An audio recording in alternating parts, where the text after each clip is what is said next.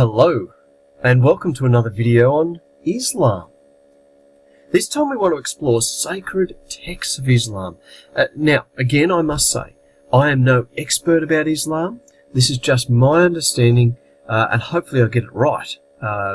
Let's see how we go. So here before you, you see a copy of the Qur'an, that most sacred of texts. But notice the embolding on the outside, the embossing. How important is this book to the Muslim? You can see that it's important. It must be the book that's the most highest in the room. I had a friend at uni who gave me a book a bit like this, actually a little bit thicker. And wow, I thought this was such a valuable book. So it was very important to the Muslim. But we've got more than just that book. We also have the Hadith that we need to understand. So let's get into it. Maybe you know something already. What do you know about the Qur'an? There's a video you could watch. The Qur'an basically means recitation, reciting what God has said.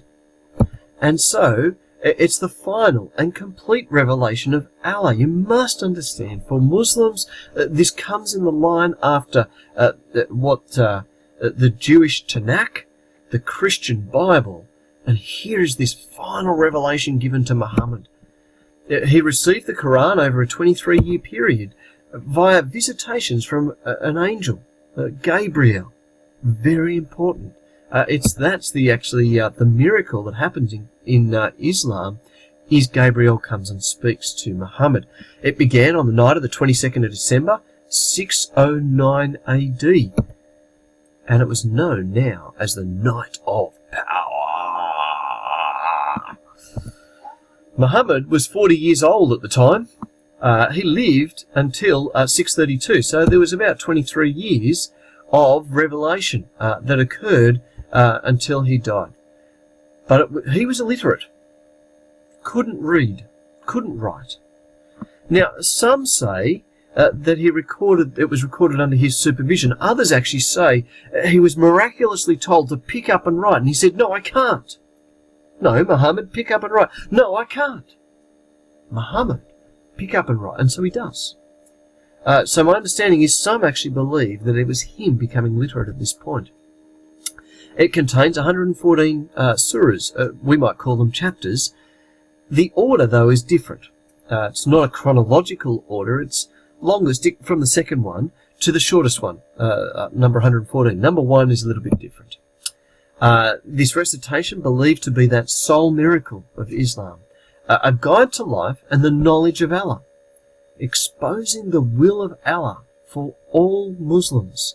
The primary message of the Qur'an is of affirmation of the absolute supremacy of Allah, or God. And people have free will to choose between good and evil that bear consequences, particularly in the next life. But Allah knows all that will happen. Here's Surah 1. In the name of Allah, the Beneficent, the Merciful. Praise be to Allah, Lord of the worlds, the Beneficent, the Merciful, Owner of the Day of Judgment. Thee alone we worship. Thee alone we ask for help. Show us the straight path, the path of those whom thou hast favoured, not the path of those who earn thine anger, nor of those who go astray. Now, as I've read through this, I can't help but be reminded of the importance that this is an English translation. For the Muslim, they would know this in Arabic, the most perfect translation. So any English translation, as much as we may want to pull it apart, we just have to sort of let it be, recognizing that it's not the original, which is important to the Muslim. And so there you go. Now the Hadith, a little bit different. It's a report or an account or a narrative, often translated for religious purposes. It's the tradition. Muslims hold Muhammad to be the greatest of the prophets. Okay? The perfect human model given by God. He's often described as the walking Qur'an or the living Qur'an, because one of his most fundamental roles was to put into practice the principles and values of the Qur'an. Muhammad's words, his habits, his acts, his gestures, that is his sunnah or example, form the Hadith.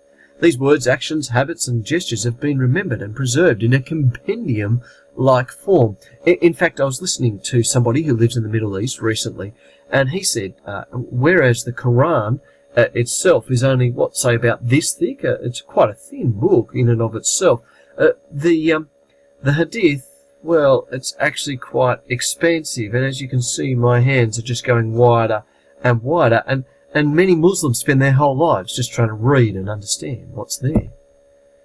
Since the Prophet is considered that perfect example, the records of his life is very important. And after his death, it was all brought together, basically, developed over the next 900 years, and not completed until the 9th century, when those Islamic scholars came together, collected the various sayings, and discerned what they believed to be the authentic ones. So, one level you can't say, well, this is what Muhammad said was the authentic one. No, it was worked out later. This is quite common in religious tradition. You can't just expect that it's all done in the life of the person. Happened for Christians. The life and the records of Jesus was recorded at least 20 years after his death and resurrection. 6 popular collections of the authentic Hadith. Of these, the Bukhari and the Muslim collections are regarded most highly because of their tough criteria that have been applied to objectively prove the narrative to be authentic. The Sunnah, or example of the Prophet, is based on the Hadiths. The Sunnah, as found in the Hadith, works alongside the Qur'an. It is often to hear a Muslim refer to the Qur'an and the Sunnah. The Hadiths, vast collection of reports about the words and deeds of Muhammad, collected 200 or 300 years after his death. They're accounts that are remembered and passed on by Muhammad's early disciples. It's the passing of these reports. The Hadith and Sunnah is second in importance to the Qur'an. Did you notice that? Second in importance. The Qur'an's still most important. The Seerah, though, a biography of the life of Muhammad written by a Muslim scholar about 125 years after his death, regarded as the official account of Muhammad's life. So using the internet, you could locate some of the verses or passages in both the Quran and the Hadith that reveal Islamic beliefs on the following: Allah, prayer, alcohol, marriage, sex, honesty, wives, paradise. Worth doing that sort of activity. And there you go. That is the end of this presentation. Remember, key is Quran, that recitation from Muhammad, or received by Muhammad from Gabriel, whereas the Hadith, the record of the Prophet's life and sayings brought together over a few hundred years after his death. Well, hopefully this helps you just that little bit.